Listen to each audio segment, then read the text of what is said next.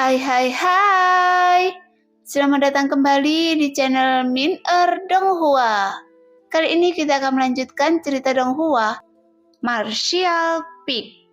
Gak pakai lama lagi, langsung aja kita ke ceritanya. Cekidot.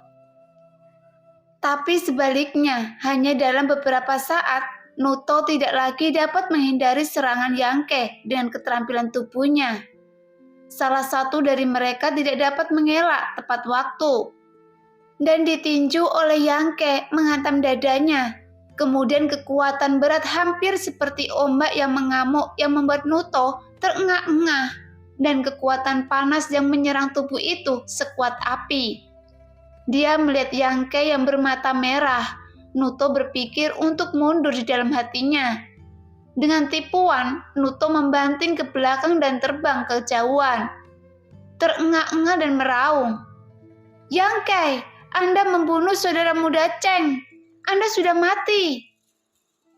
Pada saat ini, alam Yuan sejati tingkat 5 tidak dapat mengalahkan Yangke yang alamnya lebih rendah, tetapi ingin melarikan diri. Jika begitu, pihak lain tidak ada hubungannya. Dalam poin ini, Nuto sangat percaya diri, karena dalam pertempuran barusan, dia melihat Yangke tidak berlatih keterampilan fisik atau seni bela diri. Tapi Nuto ingin melarikan diri. Yangke tidak bisa menghentikannya, dia hanya bisa menonton tanpa daya. Saat dia melompat lebih dari 10 kaki, tiba-tiba hati Yangke bergerak, dan tetes terakhir yang cair di dantiannya berkedip ke ujung jarinya. Segera Yangke mengulurkan tangannya yang lain dan menarik ujung jarinya. Dan sebuah adegan sensasional muncul. Setetes yang cair ini berubah menjadi pisau merah darah setipis sayap jangkrik. Dalam sekejap mata, begitu pisau itu terbentuk, itu terbang di bawah kendali Yangke. Dengan suara hembusan angin, bayangan darah yang menakutkan menembus udara dan mengalir ke belakang gelombang yang mengamuk, yang membuat tubuh Nato yang melarikan diri tiba-tiba membeku dan jatuh ke tanah dengan bunyi gedebuk. Dalam hutan lebat itu sunyi, dengan sesekali serangga dan burung berkicau. Yangke terengah-engah dan dalam keadaan malu. Pada saat yang sama, kaki Humayr sedikit gemetar.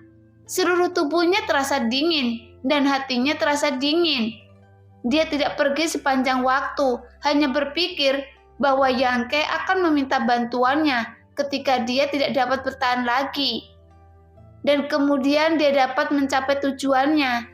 Tapi yang tidak dia duga adalah bahwa dua murid menara Feng Yu yang datang untuk menyerang dan ingin membunuh Yangke sekarang telah dibunuh oleh Yangke.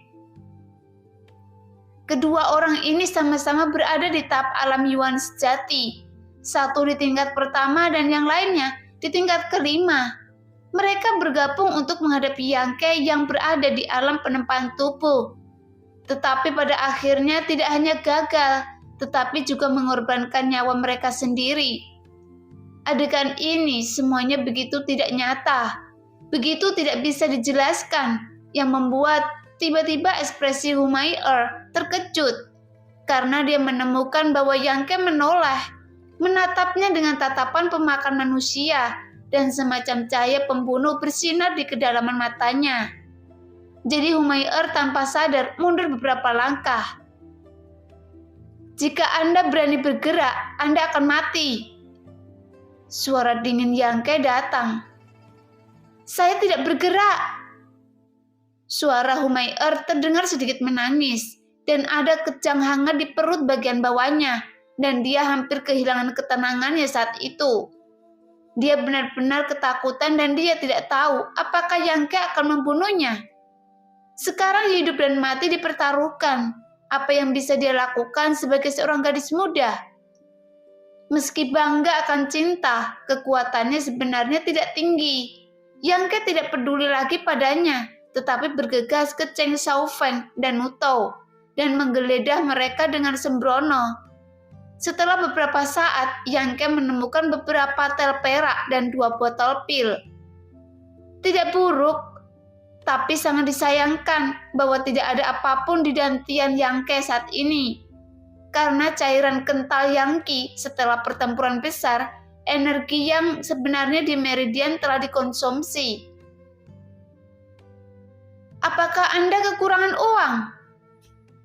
Melihat Yangke merampok kedua mayat itu, Humayr tidak bisa menahan diri untuk tidak berkata.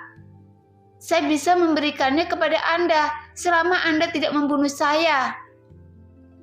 Sekarang Humayr bagaimana berani melawan Yangke?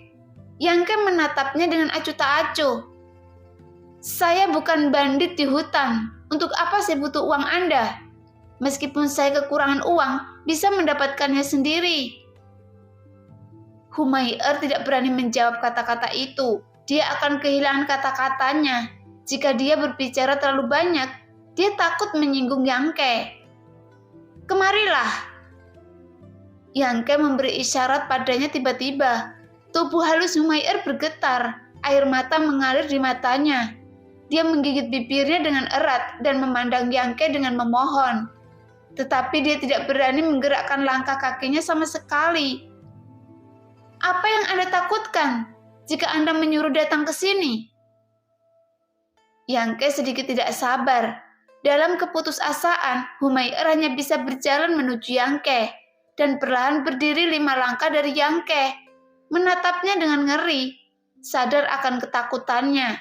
Yangke merasa geli, tetapi masih berkata dengan wajah lurus. Anda patuh, saya tidak akan menggerakkan Anda. Sekarang ada dominasi yang tak tertahankan dalam nada ringannya. Humayr mengangguk dengan penuh semangat. Saya patuh. Ya. Yangke puas sekarang, membungkuk dan meletakkan mayat Nutao di bahunya dan memberi isyarat ke mayat Cheng Xiaofeng. Bawa dia. Tetapi Humayr tidak berani menolak. Dia berjongkok dan membawa tubuh Cheng Xiaofeng di punggungnya. Meskipun dia adalah seorang gadis muda, bagaimanapun juga dia adalah seorang pejuang. Dan membawa 110 kati di punggungnya bukanlah beban baginya. Ikut saya.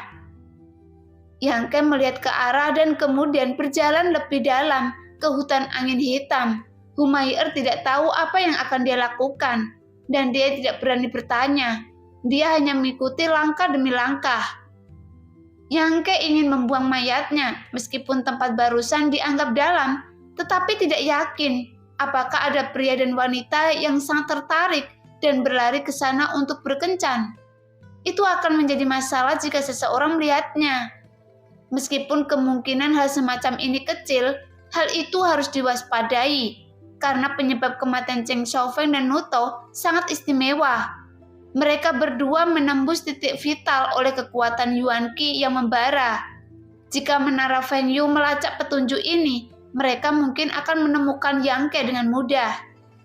Jadi Yangke harus membuang mayat itu jauh-jauh, sehingga orang-orang di menara Feng Yu tidak akan pernah menemukannya. Keduanya berjalan menuju kedalaman hutan lebat satu demi satu. Humayr ragu untuk berbicara beberapa kali, tetapi menahannya. Setelah lebih dari 1 jam, sebuah danau tiba-tiba muncul di depannya. Mata Yangke berbinar dan mereka berhenti. Kemudian Yangke memberitahu Humayr untuk meletakkan mayatnya. Yangke pergi mencari 2 batu besar, memindahkannya kembali dan mengikatnya ke mayat Cheng Xiaofeng dan Nutao, lalu menenggelamkannya ke dasar danau. Setelah bertepuk tangan, Yangke merenung sejenak dan berkata, Anda adalah kaki tangan saya sekarang, jadi Anda harus tahu bagaimana melakukannya. Setelah selesai berbicara, Yangke menoleh dan menatap Humayr dengan ringan. Mendengar ini, Humayr tidak terkejut tetapi senang dan mengangguk berulang kali. Saya tahu. Yangke akan mengatakan kata-kata seperti itu dan berarti dia tidak akan jahat padanya dan hidupnya diselamatkan. Humayr santai secara fisik dan mental dan tersentak tanpa sadar. Cerdas, gadis pintar akan selalu disukai. Yangke terkekeh. Omong-omong, Yangke benar-benar tidak tahu apa yang harus dilakukan dengan Humayr sebelum ini. Selalu ada bahaya tersembunyi jika dia tidak membunuhnya. Tapi dia melihat semua ini hari ini. Dia ingin membunuhnya, tapi Yangke sedikit ragu untuk melakukannya. Dari awal hingga akhir, Humayr tidak melukai dirinya sendiri. Dia hanya berdiri dan menonton pertunjukan. Mungkinkah karena alasan inilah dia memusnahkan keluarganya? Jadi sedikit terlalu tidak masuk akal. Setelah berjalan begitu lama, Yangke juga menemukan jawabannya. Kali ini Cheng Xiaofeng dan Noto mengambil inisiatif untuk memprovokasi mereka. Jika dia tidak membunuh mereka, dia hanya akan duduk dan menunggu kematian. Jadi bahkan jika Humayr mengungkitnya, Yangke tidak takut sama sekali. Apakah Anda sudah membunuh banyak orang? Humayr menjadi lebih berani menatap Yangke. Yangke menggelengkan kepalanya. Ini pertama kalinya saya membunuh orang.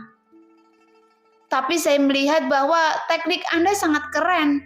Anda bahkan tidak berkedip ketika membunuh mereka. Itu tidak terlihat seperti pertama kali. Humayr bingung. Ketika dia mengatakan ini, Yangke mengerutkan kening. Benar, ini pertama kalinya saya membunuh seseorang. Kenapa saya tidak takut sama sekali? Meskipun tidak ada perasaan senang, sama sekali tidak ada rasa takut. Saat itu, saya hanya fokus pada pertempuran dan hanya pikiran untuk membunuh mereka yang ada di pikiran saya. Jika saya melihat ke belakang sekarang, saya merasa sangat luar biasa. Percaya atau tidak? Yangke tidak menjelaskan banyak. Dia berbalik ke danau di depannya selama setengah lingkaran. Ketika dia datang ke tempat yang jauh dari membuang mayat, Yangke berhenti dan terjun ke danau. Dalam pertempuran ini, Yangke juga memiliki banyak luka di tubuhnya, jadi dia harus dimandikan sebelum dia bisa kembali. Humayr berdiri di tepi danau dan menunggu. Dia benar-benar ingin turun. Lebih dari 1 jam yang lalu, dia pasti akan turun untuk menggoda Yangke. Tapi sekarang dia tidak punya nyali. Ketika Yangke muncul setelah mandi, Humayr berkata, "Anda tunggu saya sebentar, saya akan mandi juga."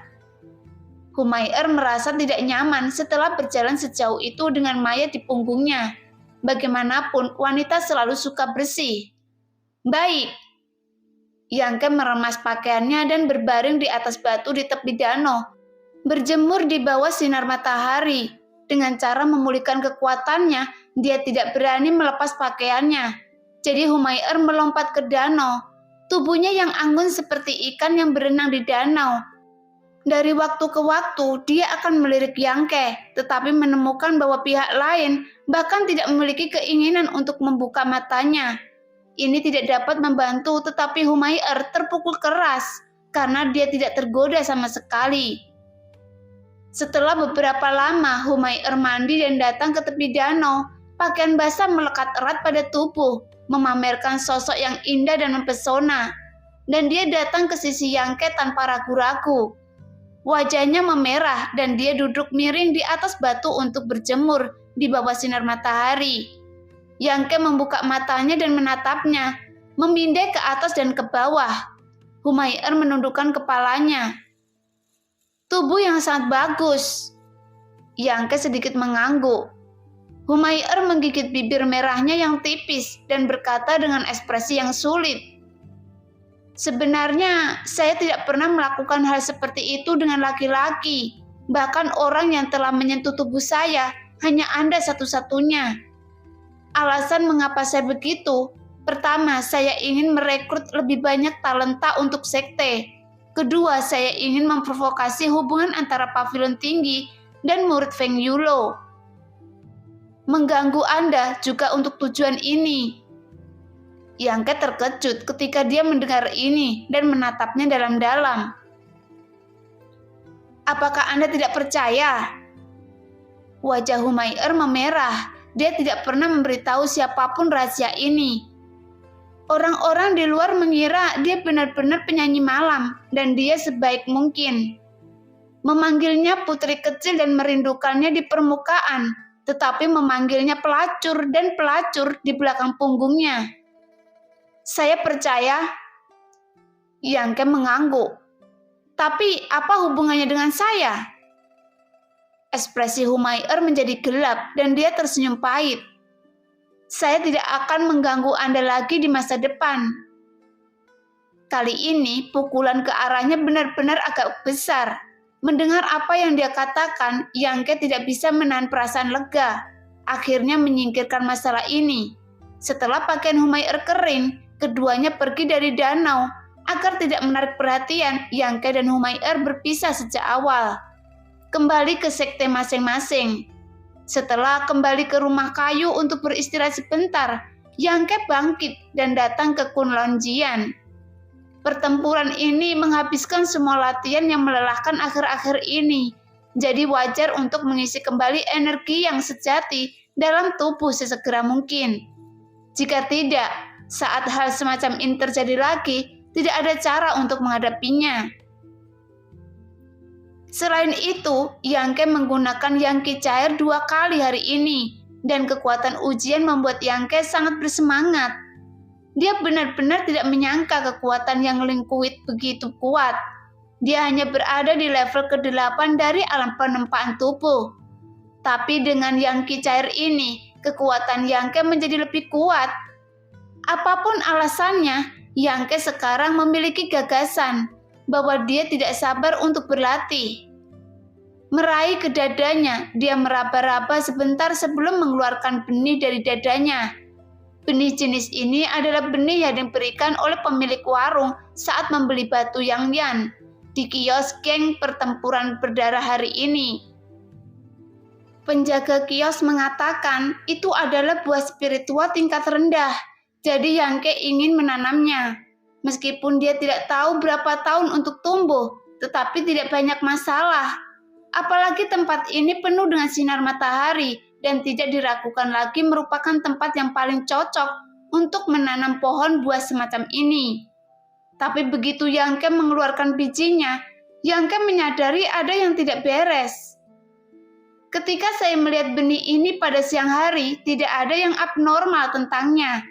Hanya ada sedikit energi yang di dalamnya, yang hampir dapat diabaikan. Tapi sekarang benih ini telah berubah menjadi merah, sebening kristal seperti batu delima. Dan ketika dia memegangnya di tangannya, Yangke bahkan dapat merasakan gerakan berirama di dalam benih. Ini seperti jantung manusia yang berdetak, penuh vitalitas. Dan pada saat ini, energi yang terkandung dalam biji berkali-kali lebih besar daripada siang hari. Setelah menatap kosong sejenak, Yangke tiba-tiba terbangun. Dia tiba-tiba mengerti kemana perginya tetesan cairan yang menghilang di dantiannya.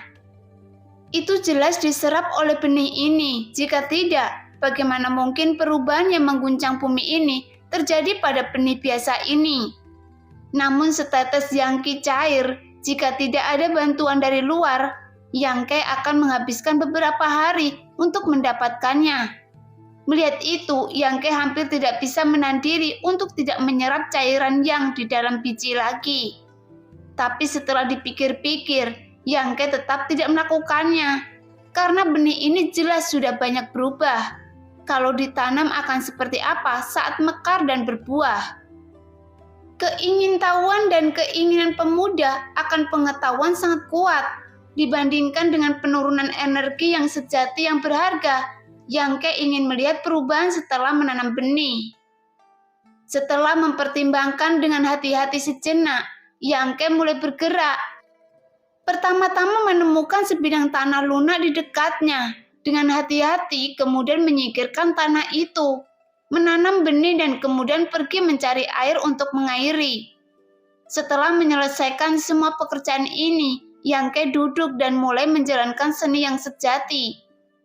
Saya tidak tahu apakah akan ada pengembalian investasi setetes Yangki cair saya, tapi tidak ada yang perlu dikatakan sepanjang malam. Setelah bekerja keras selama berhari-hari, kecepatan penyerap Yangki jelas sedikit lebih cepat. Setelah 1 malam latihan, Yangki di meridian terisi kembali. Diperkirakan dalam 2 atau 3 hari, setetes yang liquid akan terkondensasi. Dibandingkan dengan pertama kali, efisiensinya jauh lebih tinggi. Di pagi hari kedua, Yangke berlatih bab penempaan tubuh selama setengah jam. Sebelumnya dia tidak menghentikan pelatihannya di bab penempaan tubuh selalu 1 hari. Tapi apa yang harus dilakukan setiap hari? Selain menyapu lantai adalah berlatih bab tempereng tubuh.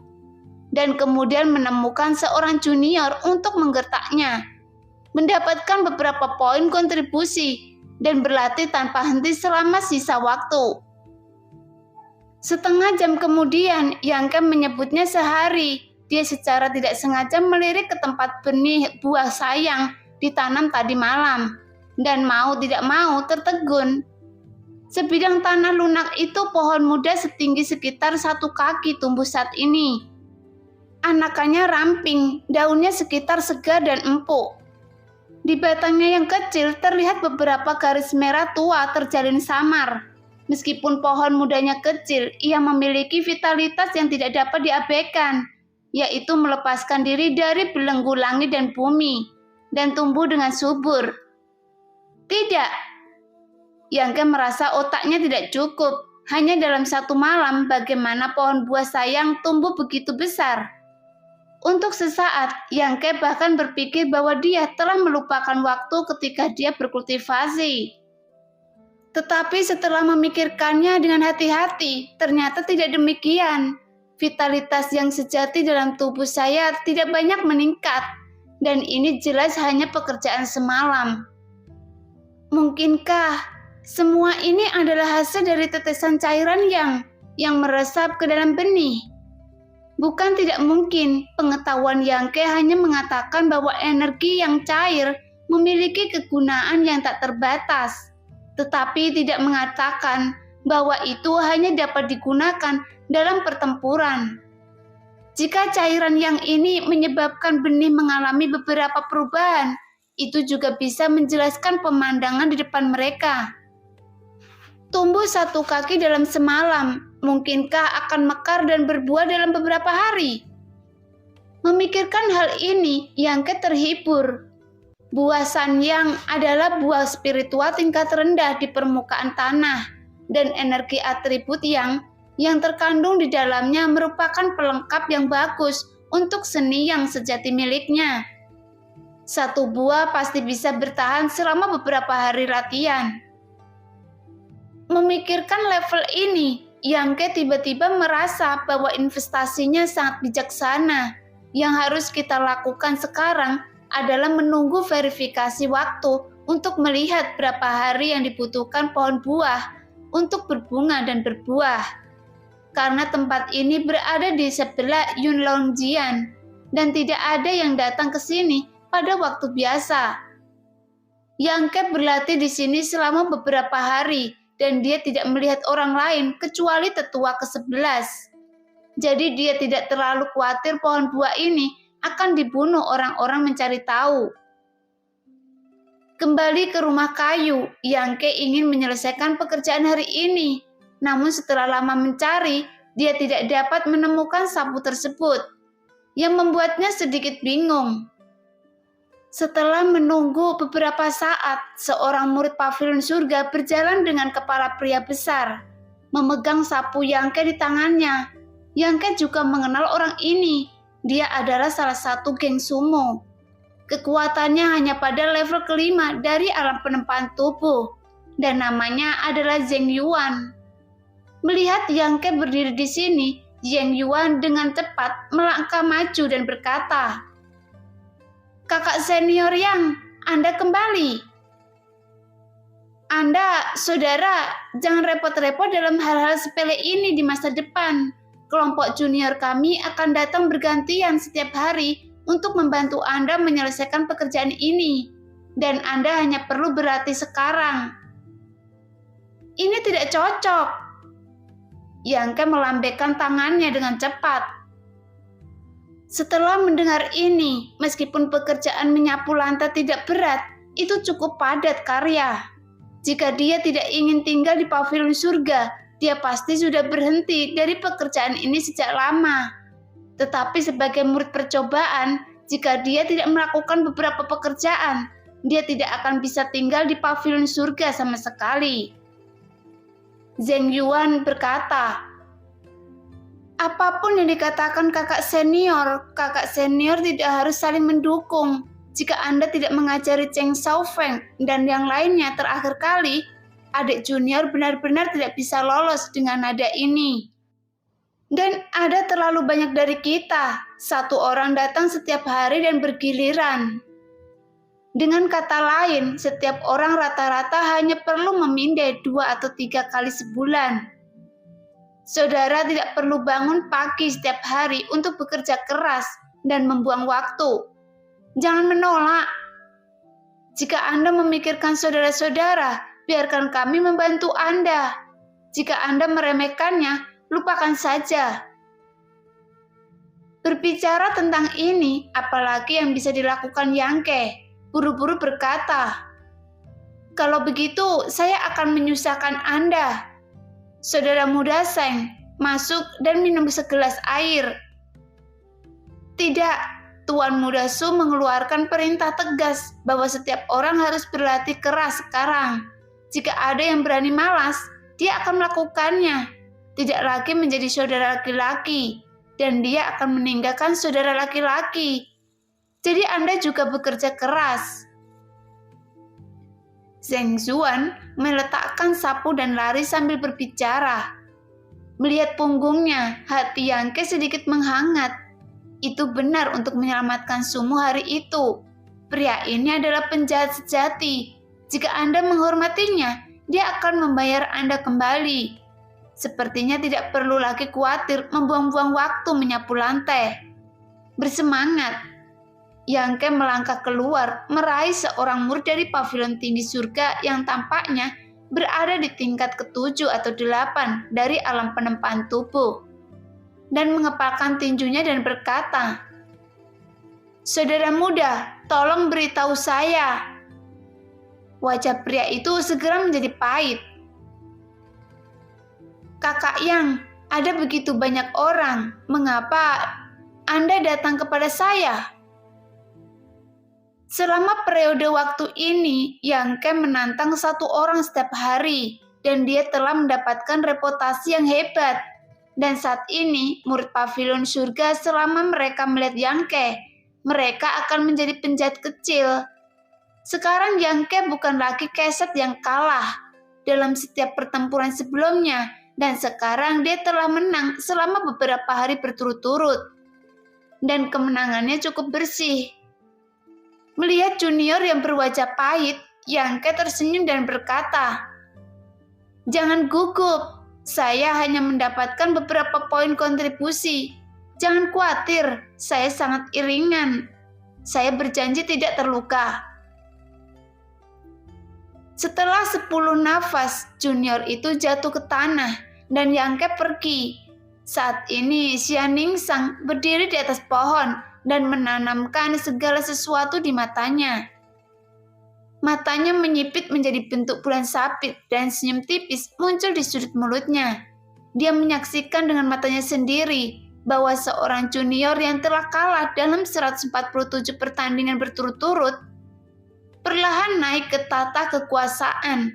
Ini membuatnya ada rasa pencapaian yang sia-sia. Meskipun Yangke menjadi lebih kuat, tetapi tidak ada hubungannya dengan dia. Xian Ningsang telah terbiasa diam-diam mengamati saudara junior ini selama lebih dari 2 tahun. Di samping aliran naga yang mengantuk, Yangke masih berlatih.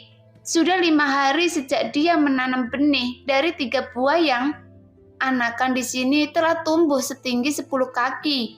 Dan ada perubahan besar hampir setiap hari. Kali ini, 3 pohon buah yang tertiup angin bergoyang. 3 bunga merah cerah mekar penuh, dan saya khawatir akan berbuah dalam beberapa hari. Pada saat itu, Yangke akan dapat berpesta. Dalam beberapa hari terakhir, latihan Yangke juga cukup berhasil.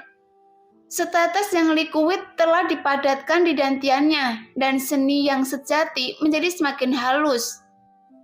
Pekerjaan menyapu lantai setiap hari diambil alih oleh orang lain, dan Yangke punya banyak waktu untuk berlatih. Dalam beberapa hari terakhir, Yangke juga menanyakan tentang pergerakan menara Fengyu.